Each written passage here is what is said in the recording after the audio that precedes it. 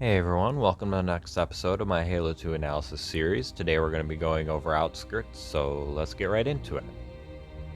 Fun fact to start off with the tapping effect, that was actually done by Jen Taylor just tapping a light bulb next to her in her studio. I can't remember which Marty O'Donnell interview it was, but he mentioned that and I thought it was neat. Yet again, starting off with two UNSC weapons not found in the first game, the BR and the SMG.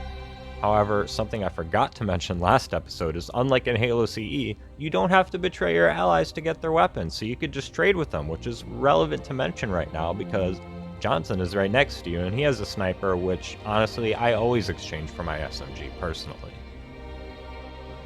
Heading through this hallway and taking out the grunt, we enter a fantastically laid out holdout section, where after getting through the initial enemies and into the building, we're supposed to hold off against several waves of enemies, culminating in two hunters bursting down the door.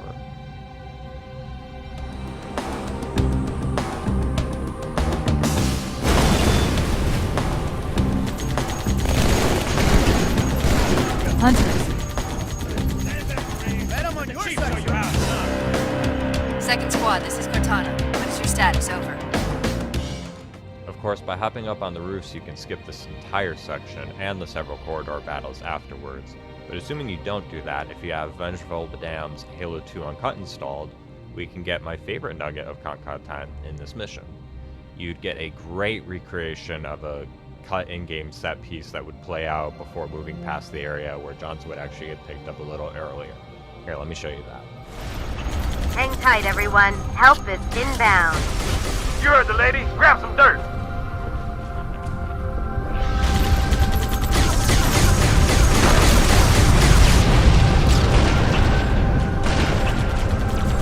Let him have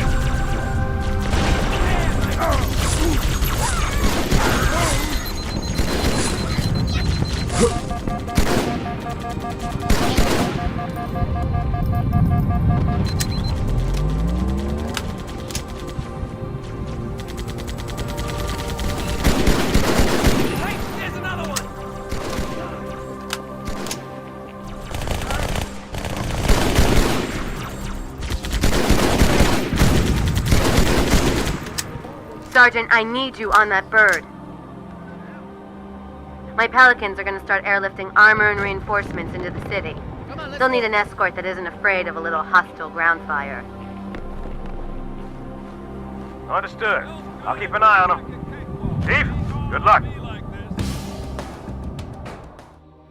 Heading down these narrow corridors, and these areas have been dubbed Sniper Alley for a reason. The number of Jackal snipers and their positioning is just so cruel.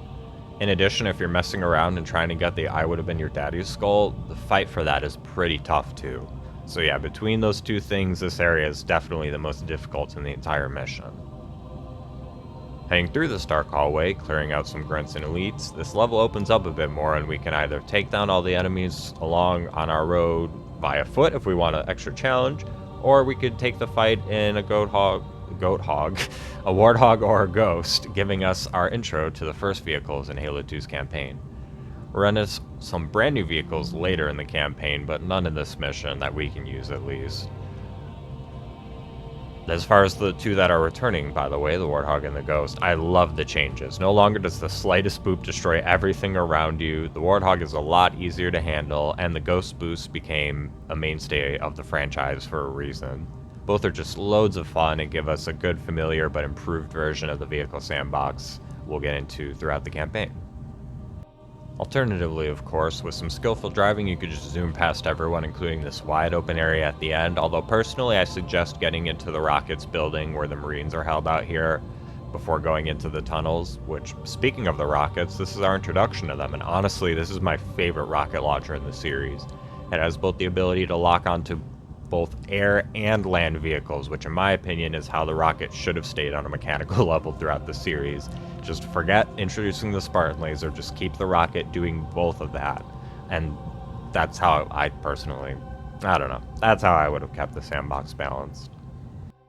The remainder of the level takes place in these tunnels, and it's up to you if you wish to bother taking out all or some of the enemies out, or just getting in a ghost and speeding past everyone like I've started doing a lot more lately. Including a brand new vehicle made for only enemy NPCs, which is the Shadow that will pass. Of course, once we pass the end room, which has a bunch of shadows, I dub it the shadow transport room, we go up out of the tunnels and end our first mission in the franchise on Earth, Outskirts. So that's going to do it for episode 4 of my Halo 2 analysis series. Join me in a few weeks for Metropolis. Take care out there.